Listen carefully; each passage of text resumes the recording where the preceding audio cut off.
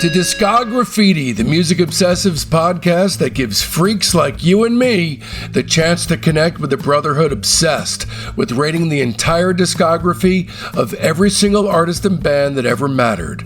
I'm your host, Dave Gebroe, and with 4 new episodes each week, you're going to gain a comprehensive knowledge of an act's history and output in the time it takes to listen to one album. Each new guest swings a hard left into an area you either had no idea you needed to know about or know all about and can't believe you're not alone out there. And in this episode, we'll be turning our spray cans on MOBY GRAPE'S Skip Spence, along with our special guest, MOBY GRAPE and Skip Spence biographer COBB. This is part 5 of my discussion with COBB about the amazing life of Skip Spence, and it's part 11, the penultimate episode of our Grape Expectations series. So then we enter a period of Skip's life. Pachuco has kind of fizzled, and Billy Dean, unfortunately, has passed away. And Skip meets a man named Gordon Stevens in late 1970 by walking into, he had a music store, right? His family had a music store? Stevens Music. He was working at the store, Gordon was, and Skip came in. That's how they met. And they wound up developing a project together. And this truly is one of the most fascinating sequences of Skip's life, truly fascinating. You know, what happened was Gordon and Skip wound up bringing in John Hartman on drums so they could perform Oar material as a trio. Skip realized that he didn't need a bassist since he was typically playing the lower end of the guitar so proficiently.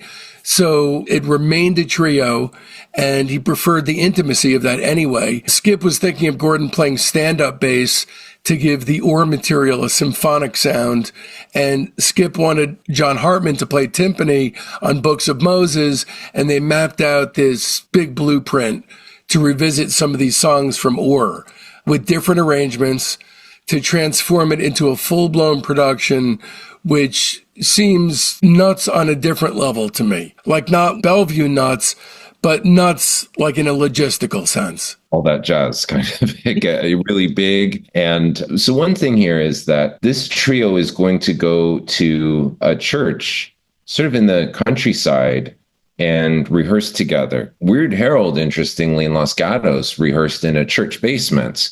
Weird Harold performed in Jonah's Whale, which was connected to a church. And so you have these performers, and much later on, Skip is going to be taken to a monastery by one of the members of MOBY GRAPE for a short time. Which you can hear about in the final Peter Lewis episode. Right. And you have this interesting connection to spirituality and faith, and maybe looking for some kind of support or pathway as a part of what they're doing. It's definitely a recurring theme that you have with Weird Harold and with Skip, because they go to this church that's in the countryside. They spend some time there. It's, it's kind of a tonic for them.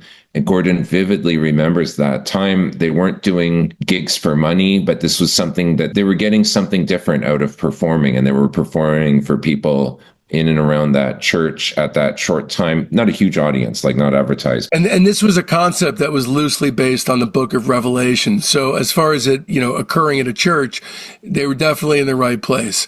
And the idea was to put the Oar material into a rock opera framework. I really truly like Lifehouse, the Who's Lifehouse before it became Who's Next. And at around the same time as the Who were doing it, running almost concurrently, maybe not even almost, running concurrently with what was happening with Lifehouse, almost as if the sort of Matrix proto-internet vibe of Lifehouse had extended out and plugged into Skip, and Skip was enacting these very same ideas. It's very fascinating. All right, that concludes your free sneak peek into today's Patreon episode. If you want to hear the rest of it, just visit patreon.com/discograffiti and either purchase this podcast by itself for $4, or better yet, subscribe at the major tier and get access to Discograffiti's 4 weekly episodes.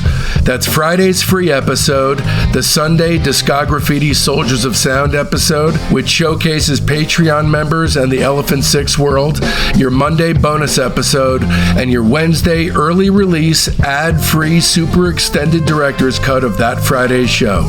Please keep in mind this is entirely how I support my wife and 6-year-old son, so don't risk feeling badly about yourself by not supporting Discograffiti. Become a member so you don't miss a single thing at patreon.com/discograffiti.